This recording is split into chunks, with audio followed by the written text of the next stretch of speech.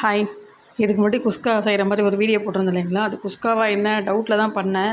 ஆனால் பார்த்தீங்கன்னா சூப்பராக வந்திருக்குங்க. நான் நல்லா வந்ததை அடுத்த வீடியோ காமிப்பேன்னு சொன்னேன். சூப்பராக வந்திருக்கு. நான் எதிர்பார்க்கல. நல்லாயிருக்கு. இது கூட சைட் டிஷ் பார்த்தீங்கன்னா தயிர் பச்சடி ப்ளஸ் 2 முட்டையை காமிச்சேன்ல, அந்த 2 முட்டை அவ்வளோதான். சிம்பிளாக இருந்தாலும் நல்லா இருக்குது. தட்டில் போட்டு பரிமாறி சுட சுட சாப்பிட்றதுக்கு சூப்பராகவே இருக்குது. இது கண்டிப்பாக இன்னொரு தடவை நான் ட்ரை பண்ணுவேன்.